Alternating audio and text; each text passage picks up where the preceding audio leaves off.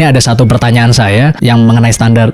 Saya nggak tahu ini standar Islam atau enggak ya. Kenapa orang Islam pasti marah kalau wajah Nabi Muhammad digambar? Oke, Ini standar Islam bukan? Iya, sebenarnya itu adalah larangan dalam Islam.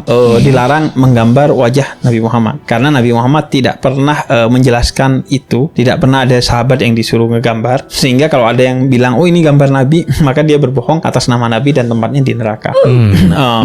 Tapi sejarah Islam itu ada yang namanya Sirah Nabawi, sejarah Nabi Muhammad. Itu menjelaskan tentang detail Nabi Muhammad secara lahir dan batin sangat detail.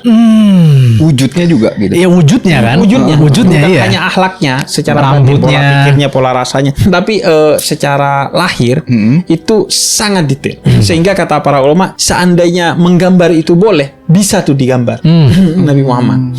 Tapi kan kita menjaga itu demi apa? Agar menjaga keanggungan Nabi Muhammad. Karena kalau enggak, nanti setiap orang bikin versinya sendiri sesuai dengan kecenderungannya sendiri-sendiri, dengan klaimnya sendiri-sendiri. Oh, menurut gua begini, menurut gua begitu, menurut gua begitu. Akhirnya itu menimbulkan perpecahan di antara bangsa umat Islam di Nigeria. Nabi Muhammadnya dibuat seperti ini dan lain sebagainya. Dan menurut gua tidak ada relevansi dan signifikansinya. Karena yang perlu diikuti dari Nabi Muhammad adalah sesuatu yang bisa diikuti. Yaitu pola pikirnya, pola rasanya, akhlaknya, mindsetnya, dan lain sebagainya.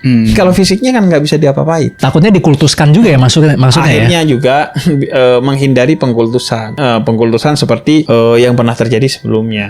Takutnya akhirnya Di mana kira-kira? Sebelumnya. Kira-kira di mana terjadinya? Iya. Gua nggak nyebut. Iya. Tapi paling tidak, dan sebelumnya itu tidak merujuk kepada satu agama, tapi satu sekte. Ada satu sekte di dua tempat itu dijelaskan oleh Imam Ghazali yang dia triteis, menyembah tiga Tuhan.